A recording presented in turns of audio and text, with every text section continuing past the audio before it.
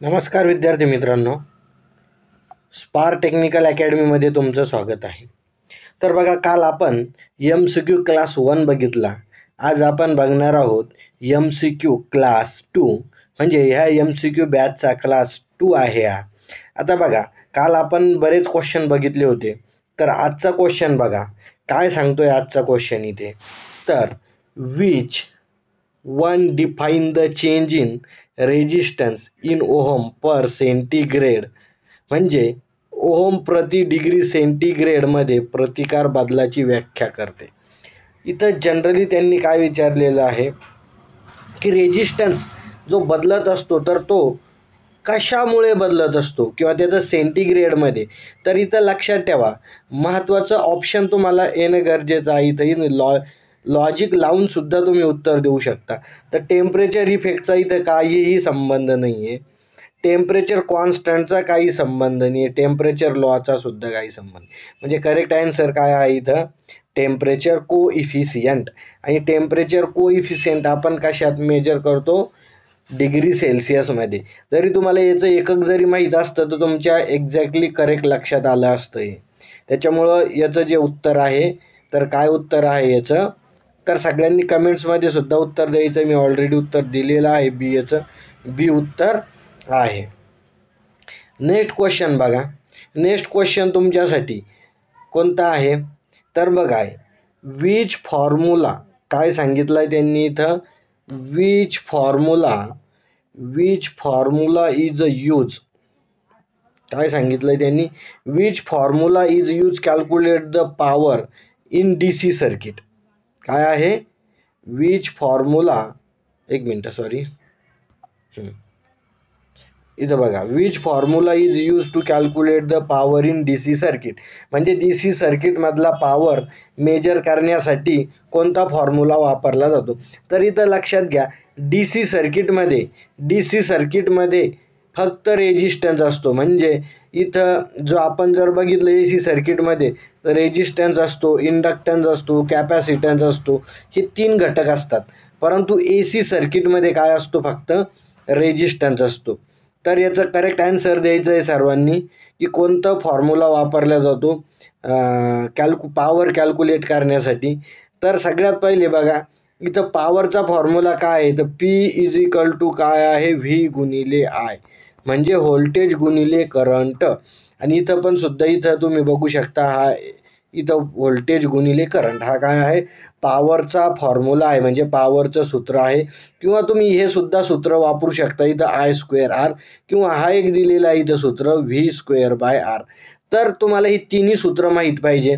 आता बघा, इथून तुम्ही बघू शकता हे इम्पॉर्टंट इथं सर्कल दिलेलं आहे. इथून पॉवर काढायची, तर पॉवरचे 3 सूत्र आहे बघा. हे एक सूत्र आहे, हे एक सूत्र आहे, आणि हे एक सूत्र आहे. नंतर तुम्हाला करंट काढायचा, तर करंटचं हे सूत्र आहे, हे एक सूत्र आहे, आणि हे एक सूत्र आहे. नंतर रेजिस्टन्सचं सूत्र आहे, हे एक आणि हे एक. नंतर व्होल्टेजचं सूत्र आहे, हे एक आणि हे इथं. तर हे पूर्ण सूत्र तुम्हाला पाठ पाहिजे. इथं 12 सूत्र तयार होतात. याच्यावर 100% विद्युत सहाय्यक एक्झामला तुम्हाला 100% परीक्षेला क्वेश्चन विचारल्या जाणार, म्हणजे जाणार. पॉवर काढा, करंट काढा किंवा व्होल्टेज काढा, याच्यावर 100% तुम्हाला परीक्षेमध्ये क्वेश्चन विचारल्या जाणार आहे. त्याच्यामुळं सर्वांनी काय करायचे, हे व्यवस्थित फॉर्म्युले करायचे. हे फॉर्म्युल्यावरून हे तुम्ही जनरली 12 फॉर्म्युले महत्त्वाचे आहे. हे फॉर्म्युले केले की तुम्ही काहीही काढता येणार तुम्हाला. आता इथं बघा, जनरली याचं ॲन्सर काय आहे, इथं काय आहे, 4 नंबर ऑप्शनमध्ये दिलेलं आहे. फक्त काय दिलेलं आहे 4 नंबर ऑप्शनमध्ये, तर 4 नंबर आन्सर आहे व्होल्टेज गुणिले करंट. काय आहे, करंट गुणिले व्होल्टेज किंवा व्होल्टेज गुणिले करंट. आपण सूत्र बघितलं P=V गुणिले I, तर ह्याचं करेक्ट उत्तर आहे.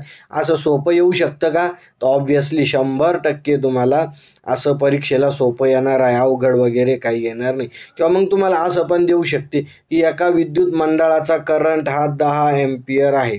किती एम्पियर आहे, 10 एम्पियर आहे. आणि व्होल्टेज किती आहे, 200 व्होल्टेज आहे. तर विद्युत मंडळाची पॉवर काढा. असा पण तुम्हाला गणित विचारल्या जाऊ शकतं इथे. तर P = काय आहे, V गुणिले I, आणि V काय दिलं इथं 10 गुणिले 200 बरोबर किती येतं इथे 2000 वॅट, म्हणजे 2 kW. आपण kW मध्ये लिहिलं तर किती येईल 2 kW. तर हे सुद्धा इम्पॉर्टंट होतं तुमच्यासाठी. आता तुम्हाला एक गणित देतो मी, तुम्ही पॉवर काढायची, याच्यावरून तुम्हाला काय करायचं आहे, पॉवर काढायची आहे. असेच प्रश्न तुम्हाला बेसिक इम्पॉर्टंट आहे, 10 प्रश्न विचारले जाऊ शकतात तुम्हाला परीक्षेला. आता I = दिलंय तुम्हाला 2 एम्पियर.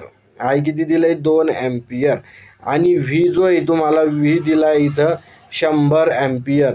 तर तुम्हाला पॉवर काढायची आहे. चला कमेंट्समध्ये उत्तर देत चला. कमेंट्समध्ये सर्वांनी उत्तर द्यायचं आहे, पॉवर काढायची आहे. चला पॉवर काढा. कुणा पॉवर आहे पॉवर काढण्याची, तर ज्यांच्यात पॉवर आहे त्यांनी पॉवर काढायची आहे. इम्पॉर्टंट असे सुद्धा गणित तुम्हाला परीक्षेत विचारल्या जाणार म्हणजे जाणार. तर किती आहे 2 गुणिले काय येतं इथं 100, म्हणजे किती 200 वॅट. 200 वॅटला आपण करेक्ट उत्तर इथं तुमचं आहे. एकदम सोपा प्रश्न होता हा, इम्पॉर्टंट होता. क्वेश्चन असे विचारले जातात परीक्षेमध्ये. नेक्स्ट क्वेश्चन आहे तुमच्यासाठी बघा. नेक्स्ट क्वेश्चन काय सांगतो बघा. नेक्स्ट क्वेश्चन आहे की what is the effect of the parallel circuit with the one branch open. म्हणजे बघा हे पॅरलल सर्किट आहे, आणि त्यांनी काय सांगितलं तुम्हाला, हे सर्किट देणार नाही परीक्षेमध्ये बरं का, हे तुम्हाला समजण्यासाठी मी इथं दिलं आहे. त्यांनी सांगितलं की हे पॅरलल सर्किट आहे, आणि पॅरलल सर्किटमधली काय केली, ही ब्रांच काय केली ओपन केली, तर सर्किटवर काय परिणाम होईल. तर सर्किटवर काय परिणाम होईल सांगा. इथं सगळे विद्युत सहाय्यक आहेत.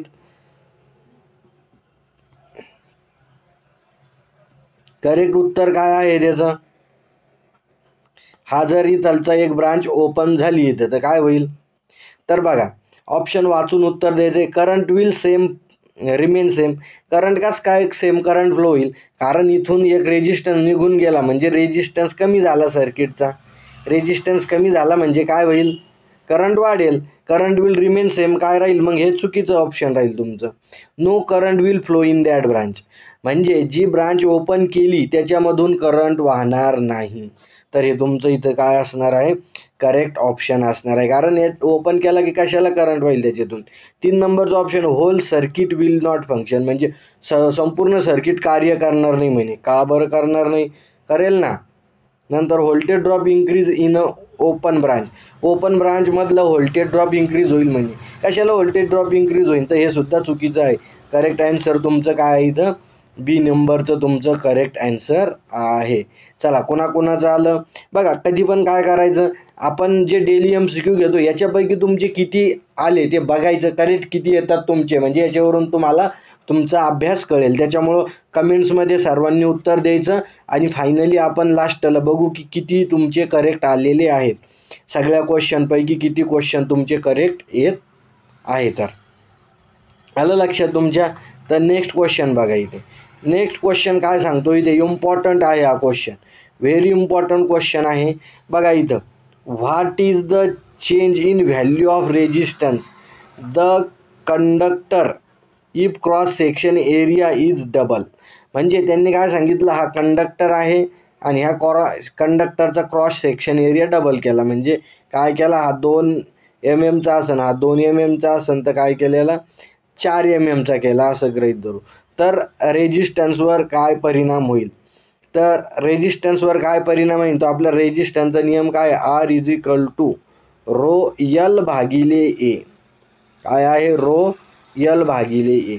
तर मग इथं लक्षात घ्या तुम्ही, जर त्यांनी सांगितलं इथे की काय सांगितलं त्यांनी की क्रॉस सेक्शन एरिया डबल केला, म्हणजे हा काय केला इथं वाढवला, तर हा व्यस्त प्रमाणात आहे, म्हणजे रेजिस्टन्स काय होईल, कमी होईल. पण कसा कमी होईल, कारण हा डबलनं वाढला तर हा सुद्धा काय होईल, डबलनं कमी होईल. मग डबल कमी होईल असं ऑप्शन कुठे दिसतंय तुम्हाला, डिक्रीज, 2 टाइम डिक्रीज. तर याचं जे 25 नंबरचा आन्सर आहे तर याचं करेक्ट आन्सर काय असणार आहे, डी. हे याचं करेक्ट आन्सर असणार आहे.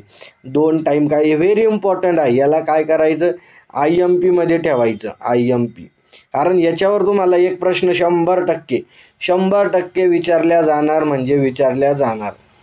आपण म्हणतो ना की काळ्या दगडावरची पांढरी रेघ आहे, तर हे मी सांगतोय तुम्हाला, मी सांगितलं की याच्यावर प्रश्न येणार म्हणजे येणार, तर 100% तुम्हाला याच्यावर प्रश्न परीक्षेत विचारल्या जाणार आहे. आलं लक्षात तुमच्या सर्वांच्या? ठीक आहे. आता नेक्स्ट क्वेश्चन बघू आपण इथे. नेक्स्ट क्वेश्चन काय सांगितलं त्यांनी इथे. हा झाला आपला क्वेश्चन. गुड. आता नेक्स्ट क्वेश्चन, याचं उत्तर द्यायचं आहे तुम्ही. Which is application of series circuit. Series सर्किटचं ॲप्लिकेशन म्हणजे सिरीज सर्किटचा उपयोग कुठे केला जातो? तर सिरीज सर्किटचा उपयोग कुठं होतो? इथं बघा, लाइटिंग सर्किट इन होममध्ये लाइटिंग सर्किट का नाही, तर घरगुतीमध्ये आपण पॅरलल कनेक्शन करतो. तर हे पण माहीत पाहिजे तुम्हाला, घरगुती कोणतं कनेक्शन असतं? Parallel. Shunt resistance in ammeter. शंटचा अर्थच पॅरलल होतो. इथं शंटचा अर्थ काय होतो? पॅरलल होतो, म्हणजे हे सुद्धा असणार नाही. Voltmeter connection. व्होल्टमीटर कनेक्शन कसं जोडतो आपण? पॅरललमध्ये. आणि राहिलं कोणतं हे मग? Multiplier resistance of voltmeter. तर व्होल्टमीटर आपण कसं जोडतो? Voltmeter multiplier. म्हणजे बघा, आता इथं मी तुम्हाला डायग्राममध्ये इथं दाखवतो की इथं काय दिलेले आहे. हा इथं व्होल्टमीटर लावलेला आहे सर्किटमध्ये, आणि याच्या सिरीजमध्ये काय लावला? इथं रेजिस्टन्स लावलेला आहे. तर त्याच्यामुळं त्याला आपण याला काय म्हणतो? मल्टिप्लायर म्हणतो. तर याचं करेक्ट आन्सर मल्टिप्लायर म्हणजे ह्या ओहम मीटरची रेंज जर वाढवायची असेल आपल्याला, तर सिरीजमध्ये काय लावतो? हाय रेजिस्टन्स लावतो. आणि ॲमीटरची रेंज वाढवायची म्हणजे हा 5 एम्पियर मेजर करत असेल, आपल्याला 15 एम्पियर त्याची रीडिंग वाढवायची, रेंज वाढवायची. त्याच्या पॅरललमध्ये काय लावायचा? इथं शंट लावायचा, म्हणजे लो रेजिस्टन्स लावायचा असं म्हणू आपण त्याला. Low resistance. इथं काय राहील? हाय रेजिस्टन्स. हे इम्पॉर्टंट आहे, हे परीक्षेला विचारल्या जात असतं. त्याच्यामुळं हे व्यवस्थित लक्षात ठेवायचं. कुणाचं उत्तर करेक्ट आलं ते बघायचं. चला नेक्स्ट क्वेश्चन बघू आपण. नेक्स्ट क्वेश्चन काय सांगतो इथे बघा. नेक्स्ट क्वेश्चन सुद्धा व्हेरी इम्पॉर्टंट आहे.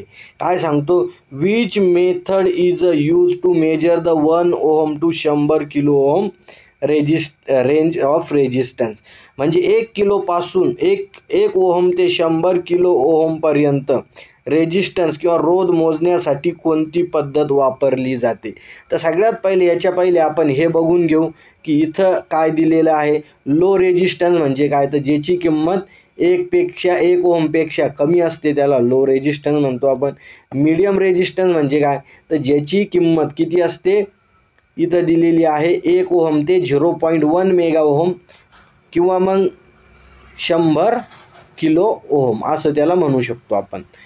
तर याला म्हणायचं मीडियम रेजिस्टन्स. कारण हे पण तुम्हाला विचारल्या जाऊ शकतो, रेजिस्टन्सची रेंज. कारण असं विचारल्या जाईल तुम्हाला प्रश्न की 1 ओहमपेक्षा कमी रोध असणाऱ्या रोधाला काय म्हटलं जातं? तर स्मॉल, मीडियम, लार्ज वरीलपैकी सर्व. तर याला स्मॉल म्हणल्या जातं. मीडियमची रेंज किती आहे? 1 ओहम ते 0.1 मेगा ओहम किंवा 100 किलो ओहम. नंतर हाय रेजिस्टन्स. तर हाय रेजिस्टन्स मेजर याची किंमत किती असते? 100 किलो ओहमपेक्षा जास्त. काय आहे? पेक्षा जास्त असते. म्हणून हे इम्पॉर्टंट आहे, याची व्हॅल्यू माहीत पाहिजे तुम्हाला. आता इथं महत्त्वाचं आहे की लो रेजिस्टन्स मेजर करण्यासाठी आपण काय वापरलं जातो? तर लो रेजिस्टन्स मेजर करण्यासाठी आपण काय वापरतो? Kelvin double bridge. काय वापरतो? मराठीत लिहितो मी तुम्हाला म्हणजे कळालं पाहिजे. लो रेजिस्टन्स काय म्हणू? लो रेजिस्टन्ससाठी काय वापरतो आपण? Kelvin double bridge. Kelvin double bridge. नंतर मीडियम रेजिस्टन्ससाठी बघा, मीडियम रेजिस्टन्स मेजर करायचा आहे तर त्याच्यासाठी वेस्टर्न ब्रिज वापरतो आपण. Western bridge. काय वापरतो आपण? वेस्टर्न ब्रिज वापरत असतो. आणि हाय रेजिस्टन्ससाठी काय वापरतो आपण? हाय रेजिस्टन्ससाठी काय वापरतो? तर मेगर वापरतो. काय वापरतो? मेगर. तर हे लक्षात ठेवायचं तुम्ही, इम्पॉर्टंट आहे. तर जनरली लक्षात ठेवा. तर आता बघा, यांनी इथं 1 किलो ओहम ते किती सांगितलं आहे? 100 किलो ओहम. तर कोणता रेजिस्टन्स ब्रिज वापरणार आहे इथं? तर मीडियम रेजिस्टन्ससाठी कोणता वापरतो आपण? तर वेस्टर्न ब्रिज, तर हा दिलेला इथं बी ऑप्शन करेक्ट आहे याचं, वेस्टर्न ब्रिज. हा मीडियमसाठी वापरला जातो, कशासाठी, मीडियम रेजिस्टन्स. आणि हा केल्विन डबल ब्रिज काय वापरतो आपण, स्मॉलसाठी, काय, स्मॉल रेजिस्टन्ससाठी. आणि हाय रेजिस्टन्ससाठी बघितलं आपण काय आहे, मेगर, काय वापरतो, मेगर. तर हे इम्पॉर्टंट आहे, याला 5 स्टार करून ठेवायचं आहे तुम्ही. फुलमाळी सरनं सांगितलं की हा क्वेश्चन परीक्षेत विचारला जाणार आहे 100%, तर त्याला काय करायचं, पाठ करून ठेवायचं, 5 स्टारमध्ये ठेवायचं याला. याला 100% परीक्षेमध्ये तुम्हाला क्वेश्चन विचारल्या जाणार म्हणजे जाणार. आलं लक्षात तुमच्या. आता नेक्स्ट क्वेश्चन बघायचं. आता नेक्स्ट क्वेश्चन बघण्याऐवजी बाकीचं पण थोडं आपण बघू डिटेल्समध्ये. AC ब्रिज आणि DC ब्रिज. तर DC ब्रिज कोणते आपले, तर वेस्टर्न ब्रिज आहे, केल्विन ब्रिज आहे आणि मेगा होम ब्रिज आहे. तर हे ऑलरेडी आपण बघितलं, western bridge, kelvin double bridge आणि, परंतु आपल्याला बघायचं AC ब्रिज. तर इम्पॉर्टंट आहे, इंडक्टन्स मेजर करण्यासाठी कोणता ब्रिज आहे, मॅक्सवेल आहे, हे ब्रिज आहे, ओव्हन ब्रिज आहे. आणि व्हेरी इम्पॉर्टंट परीक्षेला विचारल्या जाणारा ब्रिज, कॅपॅसिटन्स मेजर करण्यासाठी कोणता ब्रिज वापरला जातो, तर शेअरिंग ब्रिज वापरला जातो. आणि फ्रिक्वेन्सी मेजर करण्यासाठी हा विन ब्रिज वापरल्या जात असतो.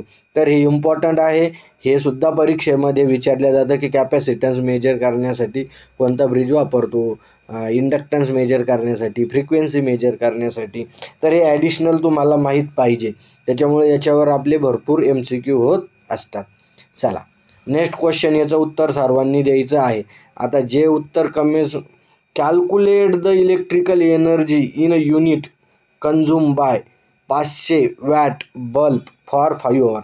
म्हणजे त्यांनी काय सांगितलं की 500 वॅटचा बल्ब आहे आणि तो 5 तास चालवला, तर म्हणजे 5 तास त्यानं आपण जनरली चालवलाच म्हणतो, म्हणजे वापरला, तर किती युनिट तो ऊर्जा खर्च करेल, काय करेल, म्हणजे एनर्जी काढायची आहे. एनर्जी काय काढायचं आहे तुम्हाला, एनर्जी. तर पॉवरचं सूत्र तर माहीत होतं तुम्हाला, P = V × I, परंतु आपल्याला काय काढायचं आहे, एनर्जी. तर एनर्जीचं काय आहे सूत्र, E = V × I × T. मग इथं V × I म्हणजे काय, इथं पॉवर, तर इथं P घेऊ शकतो आपण आणि गुणिले T. P × T म्हणजे पॉवर किती दिलेली इथं बघा, 500, आणि टाईम किती दिलेला आहे इथं, तर 5 तास दिलेला आहे. तर इथं लक्षात घ्या, आपल्याला पॉवर जी आहे, तर आता ही पॉवर वॅटमध्ये दिलेली आहे, म्हणून याला काय करायचं, किलोवॅटमध्ये केलं आपण, तर इथं काय 500 वॅट म्हणजे किती किलोवॅट, तर अर्धा किलोवॅट म्हणजे 0.5 किलोवॅट गुणिले हे 5, म्हणजे 5 × 0. म्हणजे किती, तर 2.5 युनिट. किती, 2.5 युनिट म्हणजे 2.5 युनिट. तर 2.5 युनिट कुठं दिलेलं आहे ऑप्शनमध्ये, तर बी ऑप्शनमध्ये दिलेलं आहे 2.5 युनिट. तर हे तुमचा आन्सर काय असणार आहे, करेक्ट असणार आहे. कुणाकुणाचं करेक्ट आलं बघा, हे इम्पॉर्टंट आहे, हे तुम्हाला परीक्षेमध्ये विचारले जातात, असे बेसिकचे क्वेश्चन महत्त्वाचे आहे. आलं का लक्षात तुमच्या. तर असं तुम्ही जनरली कोणतेही हे करायचं आहे तुम्हाला की हे बेसिक क्वेश्चन इम्पॉर्टंट आहे तुम्हाला परीक्षेमध्ये, अजिबात टेन्शन घ्यायचं नाही, व्यवस्थित क्वेश्चन सॉल्व करायचे. तर लगेच आपण बघू, मला तुम्ही काय करायचं आहे, लगे पॉवरचं इथं जर आपण बघितलं तर पॉवरचं युनिट का सांगायचं आहे आपल्याला, पॉवरचं युनिट काय आहे इथं, तर काय आहे, वॅट. आणि एनर्जीचं युनिट काय आहे, एनर्जी म्हणजे ऊर्जेचं एकक काय आहे, तर kWh. तर हे सुद्धा माहीत असणं गरजेचं आहे. आणि त्याच्यात हे तुम्हाला असं माहीत असणं पाहिजे की 100 वॅट बरोबर काय आहे, 1 युनिट.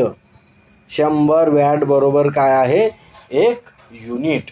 नाहीतर तुम्ही असं पण काढू शकता, ते तरी तर पॉवरसुद्धा काढू शकता तुम्ही, किती पॉवर खर्च होते, तरी तर 500 गुणिले काय करू शकता तुम्ही, इथं 5 करू शकता. तरी तर जनरली लक्षात ठेवा, हे इम्पॉर्टंट होतं तुमच्यासाठी, असे क्वेश्चन तुम्हाला परीक्षेमध्ये विचारल्या जाणार आहे.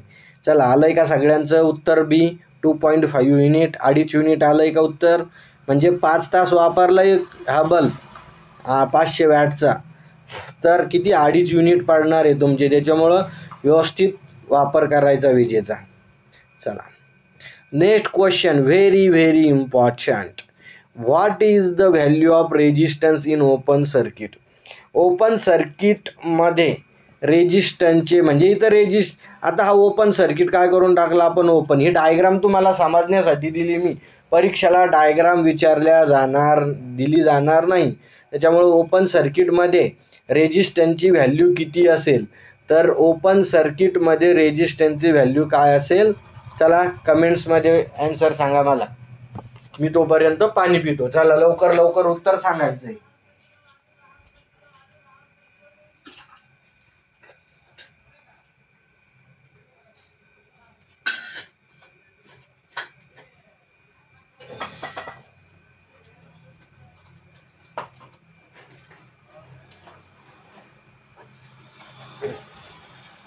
आलंय का सगळ्यांचं उत्तर?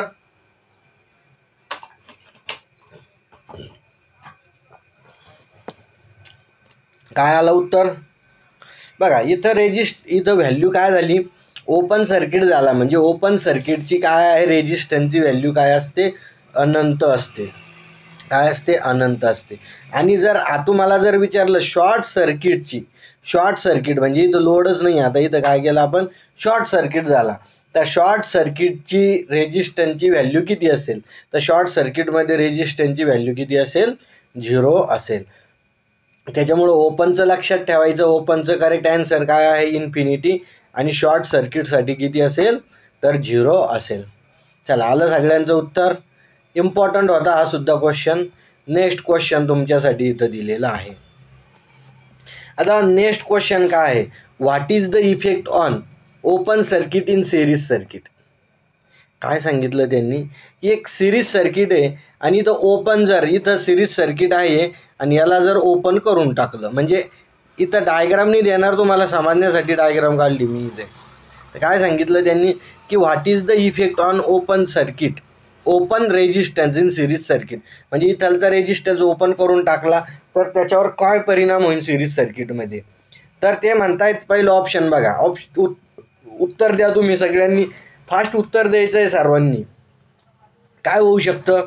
तर बघा नंबर 1 नो इफेक्ट. एक नंबर काय सांगतंय, no effect in open circuit. Open सर्किटमध्ये काही परिणाम होणार नाही. असं कसं? काहीतरी परिणाम होईल ना त्याच्यावर. The supply voltage will appear across the open resistance, म्हणजे हा ओपन रेजिस्टन्स गेला ना तर त्याच्या भोवती म्हणे की मॅक्झिमम व्होल्टेज किंवा सप्लाय व्होल्टेज अक्रॉस होईल. तर हे उत्तर काय आहे? करेक्ट आहे. कारण इथं ओपन सर्किट केलं तरी तर काय होईल, याच्या भोवतीचं जर आपण व्होल्टेज मेजर केलं तर हे इथलचं जितकं सप्लाय व्होल्टेज असेल, समजा 200 व्होल्टेज आहे, तर इथं किती व्होल्टेज मिळेल आपल्याला? 200 मिळेल. म्हणजे correct answer. Full circuit current will flow in the open circuit. आता फुल सर्किट करंट म्हणजे मॅक्झिमम करंट फ्लो होईल का याच्यातून? अरे ओपन सर्किट आहे, तिथून करंटच फ्लो होणार नाही. चूक आहे. No voltage will appear across the open circuit, म्हणजे ते म्हणतात की इथं व्होल्टेज ॲपियर होणार नाही. कसं काय ॲपियर होणार नाही? सर्किटवर मॅक्झिमम व्होल्टेज तिथं सप्लाय व्होल्टेज त्याच्या भोवती येईल. म्हणजे तुमचं ऑप्शन काय आहे? बी करेक्ट आहे. नेक्स्ट क्वेश्चन, याचं सर्वांनी उत्तर द्यायचं आहे. What is the unit of conductance? आता तुम्हाला मी 40 युनिटची PDF दिलेली आहे. तर सगळ्याचे युनिट म्हणजे एकक तुम्हाला करून टाकायचे होते. तर इथं तुम्हाला सगळ्यात पहिले काय आहे, काय विचारलं यांनी, व्हेरी सोपा क्वेश्चन आहे हा इम्पॉर्टंट क्वेश्चन आहे. परीक्षेत JEEला वगैरे विचारला जातो, ITI वाल्यांना सुद्धा हा विचारला जाणार आहे. तर विचारलं त्यांनी की what is the unit of conductance, कारण युनिट करून टाकायचे. 2 युनिट तुम्हाला परीक्षेमध्ये 100% विचारल्या जाणार. कमीत कमी 2 युनिट विचारल्या जाणार आहे तुम्हाला परीक्षेमध्ये. तर बघा काय आहे याचं ऑप्शन, तर करेक्ट ऑप्शन काय इथं, तर डी ऑप्शन आहे. तर काय याचं एकक काय आहे? कंडक्टन्सचं मोह. आणि दुसरं एकक काय आहे अजून? सिमेन्स. काय आहे? सिमेन्स. हे सुद्धा एकक आहे. असे 2 एकक आहे याचे, मोह आणि सिमेन्स, कन्फ्यूज व्हायचं नाही. तर हा ओहम कशाचं एकक आहे? तर ओहम कशाचं एकक आहे? रेजिस्टन्सचं एकक आहे. कशाचं एकक आहे? रेजिस्टन्सचं. आणि ओहम डॅश मीटर कशाचं एकक आहे, तर हे रेजिस्टिव्हिटीचं आहे. कशाचं आहे, रेजिस्टिव्हिटी, हे रेजिस्टिव्हिटीचं एकक आहे. त्याच्यामुळं हे व्यवस्थित सर्वांनी लक्षात ठेवायचे, सर्व एकक सगळ्यांनी व्यवस्थित करून ठेवायचे आहे. चला, बरोबर आला सगळ्यांचा क्वेश्चन हा, गुड. आता नेक्स्ट क्वेश्चन तुमच्यासाठी व्हेरी इम्पॉर्टंट. चला सांगायचं आहे तुम्हाला, what is the form factor of sinusoidal AC circuit. म्हणजे इथं फॉर्म फॅक्टर काय आहे सायनोसॉइडल AC सर्किटचा त्यांनी विचारलेलं आहे. तर इथं फॉर्म फॅक्टर म्हणजे काय, तर सगळ्यात पहिले तुम्हाला काहीतरी व्हॅल्यू माहीत पाहिजे. काय माहीत पाहिजे, त्याच्यासाठी तुम्हाला RMS व्हॅल्यू काय आहे, ॲव्हरेज व्हॅल्यू काय आहे आणि पीक व्हॅल्यू काय आहे हे तुम्हाला माहीत पाहिजे. तर जर आपण ॲव्हरेज पीक व्हॅल्यू म्हणजे मॅक्झिमम व्हॅल्यू जर 1 कन्सिडर केली, तर त्यावेळेस इथं ॲव्हरेज व्हॅल्यू किती येते तुमची 0.637 आणि RMS व्हॅल्यू किती येते 0.707. तर ही याची व्हॅल्यू येते. ह्यासुद्धा व्हॅल्यू तुम्हाला माहीत असणं गरजेचं आहे. आता फॉर्म फॅक्टर म्हणजे काय, त्याचं सूत्र माहीत पाहिजे तुम्हाला. RMS value upon average value. काय आहे, RMS व्हॅल्यू व ॲव्हरेज व्हॅल्यूच्या गुणोत्तराला आपण काय म्हणतो, फॉर्म फॅक्टर म्हणतो. तर मग फॉर्म फॅक्टर म्हणजे काय, तर form factor is equal to RMS value. तर RMS व्हॅल्यू किती दिलेली इथं बघा, RMS व्हॅल्यू ठीक आहे 0.707 आणि इथं ॲव्हरेज व्हॅल्यू काय दिलेली 0.637. जर याचं उत्तर काढलं तर किती येतं 1.11. तर हे बदलत नाही कधीही. RMSसाठी काय राहतो आपला, इथं साईन वेव्हसाठी फॉर्म फॅक्टर किती असतो, तर 1 नेहमी असतो. हा काय आहे इथं फॉर्म फॅक्टर दिलेला आहे. नंतर पीक फॅक्टर माहीत पाहिजे आपल्याला. इथंच फॉर्म फॅक्टर तर कळाला. जर तुम्हाला पीक फॅक्टर विचारला, पीक फॅक्टर, तर पीक फॅक्टर किती असतो, तर पीक फॅक्टर म्हणजे काय RMS value upon average value. तर इथं बघा, तर हां ठीक आहे, हा फॉर्म फॅक्टर दिला इथं तुम्हाला, फॉर्म फॅक्टरचं सूत्र आहे. परंतु आता पीक फॅक्टरचं सूत्र बघायचं आहे आपल्याला. काय बघायचं इथं, हा आपण बघितला फॉर्म फॅक्टरचं सूत्र. आता बघू आपण पीक फॅक्टर म्हणजे काय. तर याला आपण KP याने अक्षराने दाखवतो आणि याला काय म्हणतो आपण, मॅक्झिमम व्हॅल्यू आपण काय आहे RMS व्हॅल्यू. काय आहे मॅक्झिमम व्हॅल्यू आपण.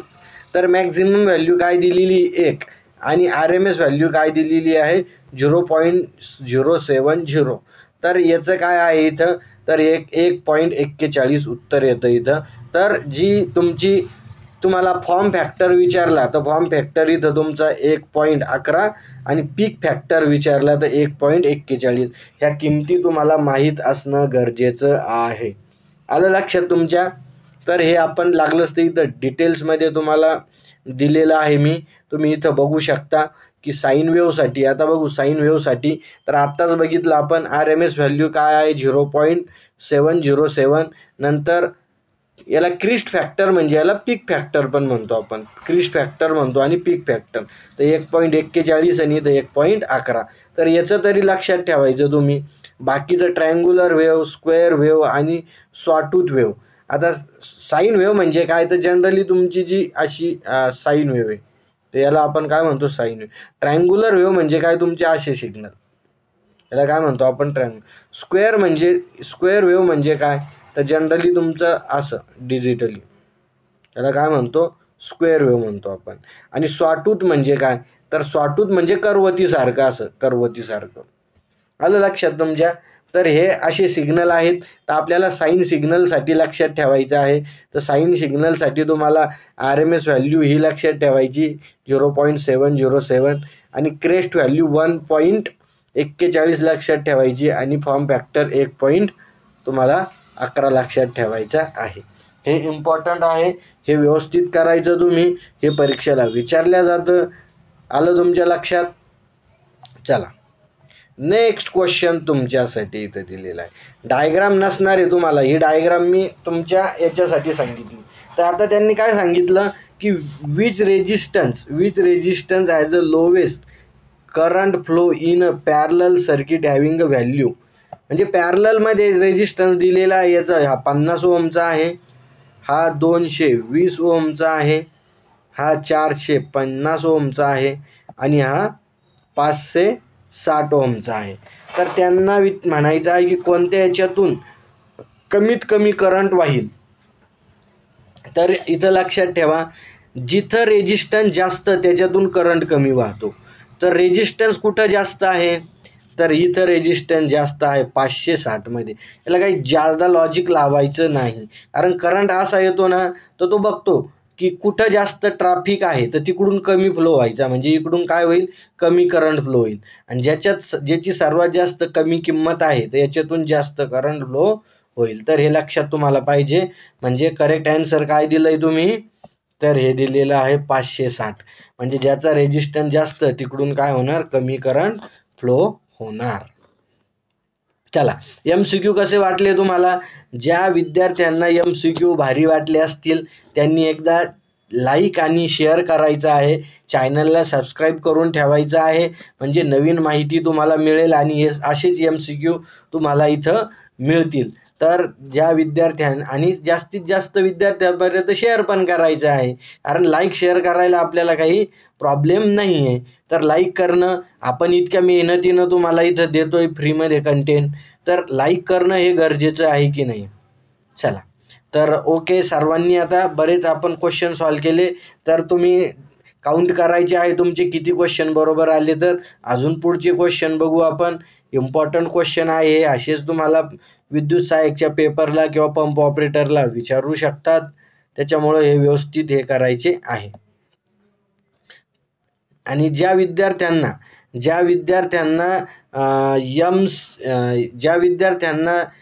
MCQ बॅच जॉईन करायची आहे, MCQ बॅच म्हणजे प्रॅक्टिससाठी, बघा ऑलरेडी आपण अभ्यास, ज्या विद्यार्थ्यांचा अभ्यास झालेला आहे किंवा झालेला नसेल तरी पण MCQ बॅच जर जॉईन केली तुमची, तर अजून तुमच्याकडे 1.5 महिना आहे. तर 1.5 महिन्यामध्ये तुम्ही खूप जास्त MCQ कव्हर करू शकता. डेली आपण इथं डेली MCQ घेणार आहेत. तर इथून तुमची बरीच प्रॅक्टिस होऊ शकते. जर तुम्हाला चांगला स्कोअर करून घ्यायचा असेल विद्युत सहाय्यकमध्ये आणि टॉपमध्ये यायचं असेल तुम्हाला आणि सिलेक्शन करून घ्यायचं असेल, तर डेली तुम्हाला MCQची प्रॅक्टिस करावं लागेल. आणि ज्यावेळेस तुम्ही MCQची प्रॅक्टिस कराल त्यावेळेस 100% तुमचे सिलेक्शनचे चान्सेस असतात. म्हणजे तिथं तुमचे उत्तर चुकत नाही प्रॅक्टिस केल्यानंतर. चला, नेक्स्ट क्वेश्चन काय सांगितला, calculate the value of admittance RLC parallel circuit connected across 240 volt 50 hertz AC supply and 8 ampere current in a pass through it.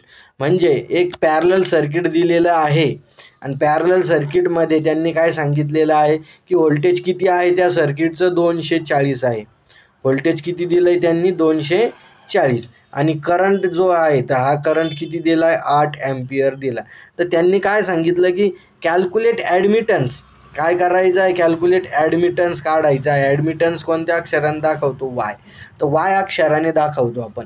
तर मग आता ॲडमिटन्सचा असा काही फॉर्म्युला माहीत आहे का तुम्हाला, तर आहे माहीत. ॲडमिटन्स म्हणजे काय, तर इम्पिडन्सच्या विरुद्ध घटक, म्हणजे Z = 1/Y हा झाला ॲडमिटन्स. मग Y = काय आहे, तर 1/Z.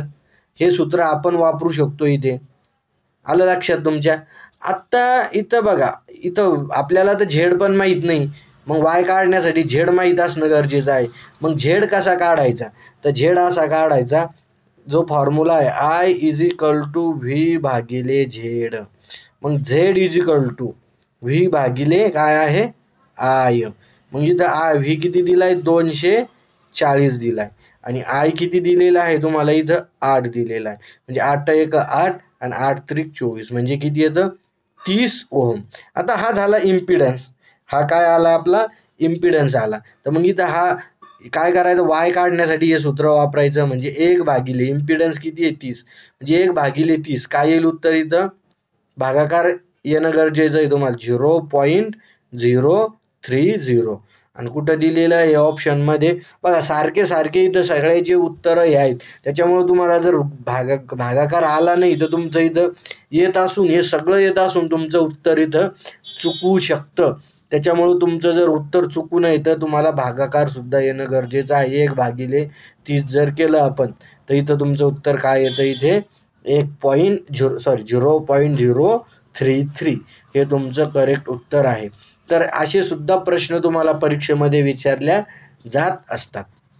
चला, हा क्वेश्चन आता सगळ्यांनाच आला पाहिजे. चला, टाका कमेंट्समध्ये उत्तर, टाका सर्वांनी कमेंट्समध्ये. सगळ्या विद्यार्थ्यांचे उत्तर आले पाहिजे कमेंट्समध्ये.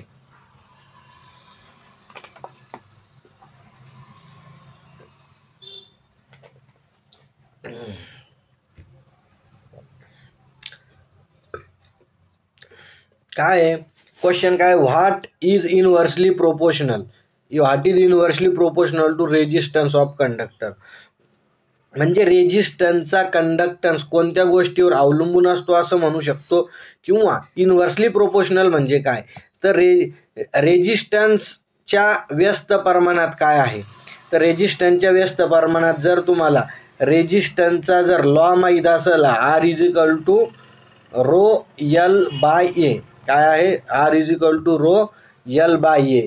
तर रेजिस्टन्सला कोणता व्यस्त प्रमाणात आहे? हा लांबी काय आहे? समप्रमाणात आहे.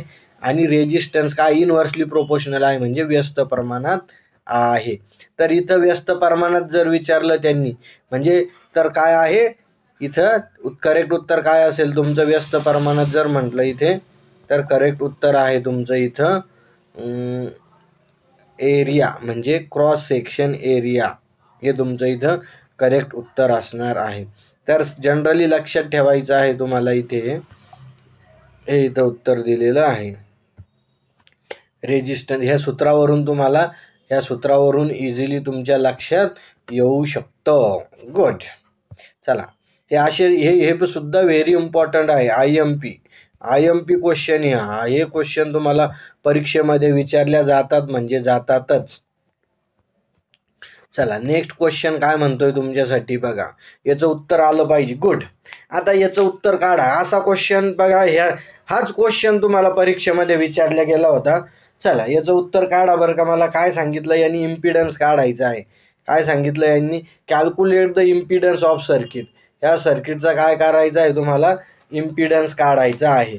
हे क्वेश्चन सगळ्या महापारेषणमध्ये पण हे असे क्वेश्चन आले होते. परंतु तुम्हाला हा इथं सर्किट दिलंय, मी तुम्हाला असं सर्किट देणार नाही. तिथं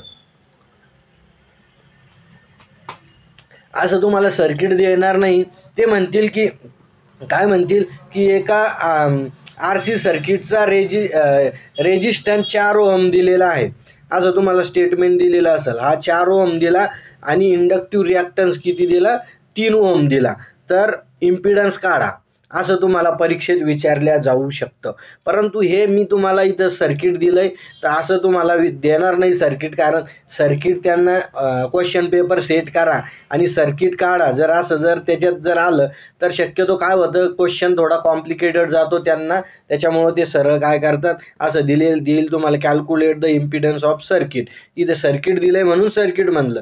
किंवा असं देऊ शकतात तुम्हाला, एका विद्युत मंडळाचा रोध 4 ओहम आहे व इंडक्टिव्ह रिॲक्टन्स 3 ओहम आहे, तर सर्किटचा इम्पिडन्स काढा, असं तुम्हाला दिलेलं असेल तिथे. तर इथं तुम्हाला सर्किटचा इम्पिडन्स काढायचा आहे. हा परीक्षामध्ये विचारला जाणार. तर इम्पिडन्स म्हणजे काय? झेड म्हणजे काय? झेड म्हणजे काय आहे? It is the combination of, मी पहिलेच सांगितलं तुम्हाला की DC सर्किटमध्ये काय आहे, फक्त काय असतो? R असतो DC सर्किटमध्ये. परंतु हे आपलं AC सर्किट आहे, मग याच्यात काय असतं? R, L आणि C असतं. आणि ह्यांचं कॉम्बिनेशन म्हणजे काय? तर झेड असतं, म्हणजे इम्पिडन्स. तर इम्पिडन्स तुम्हाला तिथं काढायचा सांगितलं त्यांनी. तर इम्पिडन्स म्हणजे काय? तर सर्वांनी उत्तर द्या. इथं बघू द्या मला कोणाचं उत्तर बरोबर येतं. तर बघा इथं बघा, याच्यासाठी झेडचा फॉर्म्युला वापरायचा. इथं झेड = काय आहे? वर्गमुळात R² प्लस XL². म्हणजे इथं वर्गमुळात R किती दिलेला आहे इथं? तर 4 दिलेला आहे, म्हणजे 4² प्लस हा किती दिला? L म्हणजे XL, याला आपण XL म्हणू. तर XL किती दिला? 3, तर 3चा वर्ग. मग इथं बघा बरोबर 4चा वर्ग किती? तर 16 प्लस 3चा वर्ग 9, म्हणजे किती येतं? वर्गमुळात 25. आणि 25चं वर्गमूळ किती येतं? 5. म्हणजे तुमचं उत्तर काय आहे? 5 कुठं येतं? हे डी तुमचं करेक्ट आन्सर असणार आहे. तर हे सोपं गणित तुम्हाला विचारल्या जातं परीक्षेमध्ये आणि मी तुम्हाला नेहमीप्रमाणे सांगतच आलो आहे की इथं कोणते कोणते प्रश्न परीक्षेला विचारले जातात हे आपण परीक्षेच्या पूर्वी डिटेल्समध्ये घेणारच आहोत. कारण एक्झॅक्टली मी तुम्हाला सांगणार आहे की एक 200 क्वेश्चन देणार आहे मी तुम्हाला, 200 पैकी 100% परीक्षेमध्ये एक 45 ते 50च्या मध्ये तुम्हाला 100% परीक्षेला त्याच्यातले 200 पैकी ते परीक्षेमध्ये क्वेश्चन येणार आहे. असे प्रत्येक टॉपिकवर तुम्हाला मी क्वेश्चन देणार आहे. ज्यावेळेस परीक्षा तुमची 15 दिवस राहील तर त्या 15 दिवसाच्या अगोदर मी तुम्हाला डिटेल्स ते क्वेश्चन देणार आहे सर्वांना. तर हे तुम्ही लक्षात ठेवायचं आहे. आपण डिटेल्स ते क्वेश्चन केल्यानंतर तुम्हाला 100% टेक्निकलचा काही प्रॉब्लेम राहणार नाही. एक 45 ते 50 क्वेश्चनमध्ये तुमचे करेक्ट यायलाच पाहिजे इतकी प्रॅक्टिस करायची आहे आपल्याला. चला आता नेक्स्ट क्वेश्चन हे कळालं तुम्हाला, तर आता तुम्ही याचं तुम्ही सॉल्व करायचं. आता बघू कोण कोण करेक्ट उत्तर काढतं. तर तेच आहे calculate the impedance of the circuit, तोच क्वेश्चन आहे. परंतु इथं काय दिलंय, तर इथं आता रेजिस्टन्स दिलाय म्हणजे आर दिलाय ना, इथं काय आहे XC दिलेला आहे. चला लवकर लवकर कमेंट्समध्ये उत्तर करायचं आहे. ज्यावेळेस तुम्ही हे करत असता तर त्यांनी काय करायचं आहे, लवकरात लवकर. आपली ऑफलाईन बॅच पण सुरू झालेली आहे. ज्या विद्यार्थ्यांना ऑफलाईन बॅच करायची असेल त्यांनी लवकरात लवकर बॅच जॉईन करायची आहे. Booster selection dose batch 100% selection guarantee, Verna fee परत. आलं लक्षात तुमच्या. तर त्याच्यामुळं सर्व विद्यार्थ्यांनी काय करायचं आहे, व्यवस्थित ऑफलाईन बॅच जॉईन करायची आहे. ज्यांना MCQ करायची असेल MCQ बॅच जॉईन करा, किंवा बूस्टर डोस तर बॅच चालूच आहे ऑनलाईन, ते पण जॉईन करायचे असेल तर करू शकता तुम्ही. चला आलं हे सगळ्यांचं उत्तर काय काय, चला कमेंट्समध्ये टाका. तर बरेच विद्यार्थी इथं 14 पण उत्तर देऊ शकतात, परंतु 14 उत्तर चूक आहे. तर आपलं नेहमीचं सूत्र इम्पिडन्स काढायचा. तर Z काय सांगितलं होतं मी, वर्गमुळात R चा वर्ग प्लस XC चा वर्ग. आता पहिले XL होतं, आता XC म्हणजे कॅपॅसिटिव्ह रिॲक्टन्स. तर इथं तुम्ही बघू शकता इथे वर्गमुळात. तर इथं बघा R किती दिलेला आहे, 6 चा वर्ग प्लस हा किती आहे 8 चा वर्ग. 6 चा वर्ग तुम्हाला माहीत पाहिजे किती आहे 36 प्लस 8 चा वर्ग 64, आणि 36 प्लस 64 किती होतात 100, आणि 100चं वर्गमूळ किती 10. म्हणजे 10 कुठे आहे ऑप्शनमध्ये, तर 10 इथे दिलेलं आहे ऑप्शनमध्ये. तर हे तुमचं ॲन्सर करेक्ट असणार आहे. ज्या विद्यार्थ्यांनी 10 ॲन्सर दिलेला आहे त्यांचं उत्तर करेक्ट आहे. तर हा सुद्धा इम्पॉर्टंट क्वेश्चन होता. असे क्वेश्चन विद्युत सहाय्यकला सुद्धा विचारले गेले. मी डायरेक्टली तुम्हाला सांगितलं होतं की हे क्वेश्चन करून जा, आणि महापारेश यांच्या विद्युत सहाय्यकला मी सांगितले तसेच क्वेश्चन संपूर्ण परीक्षेत आले होते. हे सगळ्या विद्यार्थ्यांना माहीतच आहे. आलं लक्षात तुमच्या. हा सुद्धा इम्पॉर्टंट क्वेश्चन होता परीक्षेमध्ये. एकदा सर्वांनी लाईक, आणि जे नवीन आले असतील त्यांनी लाईक आणि शेअर करायचं आहे. आपल्या मेहनतीला लाईक करा, कारण तुमच्यासाठी आपण हा इम्पॉर्टंट व्हिडिओ बनवलेला आहे. तर याला लाईक आणि शेअर केलं तर काहीही तुमचं नुकसान नाही याच्यात. चला नेक्स्ट क्वेश्चन तुमच्यासाठी इथं दिलेला आहे. आता हा क्वेश्चन सुद्धा इम्पॉर्टंट आहे. इथं काय सांगितलं यांनी, तर इथं यांनी सांगितलं आता calculate the current in a circuit, म्हणजे सर्किटमधला करंट काढायचा आहे तुम्हाला. आता तुम्हाला माहीत पाहिजे करंटचा फॉर्म्युला काय आहे. तर करंटचा फॉर्म्युला आहे I V काय आहे इथं Z. हा फॉर्म्युला आहे करंटचा. मग बघायचं इथे सर्किटमध्ये काय काय दिलेलं आहे. तर V दिलेला आहे का, तर V दिलेलं आहे, परंतु Z दिलेला नाही. मग Z काढावं लागेल. तर Z आपण कसा काढतो, काय करतो R चा वर्ग प्लस XL चा वर्ग. मग इथं बरोबर R चा वर्ग काय दिलेला आहे इथं 4 चा वर्ग प्लस 3 चा वर्ग म्हणजे किती होतात इथं 16 प्लस 9, वर्गमुळात 16 प्लस 9 म्हणजे किती होतात वर्गमुळात 25 म्हणजे किती येतं 5 हे इम्पिडन्स आला. Z किती आला 5 आला. मग ही व्हॅल्यू इथं ठेवायची. मग V किती दिलाय 200, आणि Z किती आहे तर 5 आलाय. म्हणजे 5 1 5 आणि 5 चोक 20, म्हणजे किती आलं उत्तर तुमचं 40 एम्पियर. तर 40 एम्पियर कुठे दिलेलं आहे ऑप्शनमध्ये, तर 40 एम्पियर इथं दिलेलं आहे ऑप्शनमध्ये, म्हणजे ऑप्शन बी करेक्ट आहे. तर इथे आपण थांबतोय.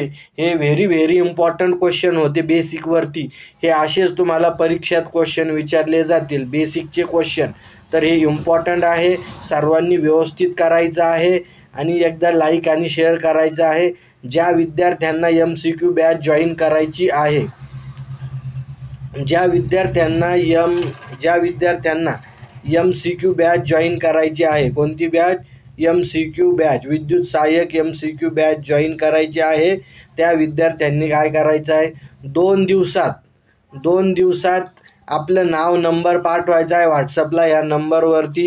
या नंबरवर तुम्ही नाव वगैरे पाठवायचा आहे. MCQ बॅच जॉईन करायची असेल तर इथे MCQ बॅचमध्ये तुमची डेली प्रॅक्टिस होईल आणि इथं डेली प्रॅक्टिस झाल्यानंतर तुम्ही इझिली काय करू शकता, टॉप मिळवू शकता 100%. कारण म्हणतो आपण प्रॅक्टिस मेक परफेक्ट मॅन. जर प्रॅक्टिस करत राहिलो आपण, MCQ सॉल्व करत राहिलो, तर आपले काय होईल, मॅक्झिमम तुमचे क्वेश्चन बरोबर येतील. आपण घरी स्वतः काही अभ्यास करत नाही, त्याच्यामुळे एक प्रॅक्टिस म्हणून तुम्हाला MCQ बॅच जॉईन करायची आहे. आपल्या MCQ बॅचची किंमत ही 2000 रुपये असणार आहे, परंतु पहिल्या विद्यार्थ्यांना 999 मध्ये ही बॅच मिळणार आहे. कारण याच्यात आपण सगळे इम्पॉर्टंट जे परीक्षेला विचारल्या जाईल, व्हेरी इम्पॉर्टंट प्रश्न याच्यात घेणार आहेत. तर जे तुम्हाला डायरेक्टली परीक्षेला विचारल्या जाणार आहे प्रश्न, ते प्रश्न इथे तुम्हाला घेतल्या जातील. त्याच्यामुळं प्रॅक्टिससाठी ही बॅच महत्त्वाची आहे. आणि ज्या विद्यार्थ्यांना 100% सिलेक्शन पाहिजे असतील, त्यांनी ऑफलाईन बूस्टर बॅच जॉईन करायची आहे. कोणती? ऑफलाईन बॅच जॉईन करायची आहे. तरी सर्वांनी काय करायचे आहे, MCQ बॅच जॉईन करा किंवा ऑफलाईन बूस्टर जॉईन करू शकता. एकदा चॅनलला लाईक आणि सबस्क्राईब करायचं आहे. थँक्यू, धन्यवाद.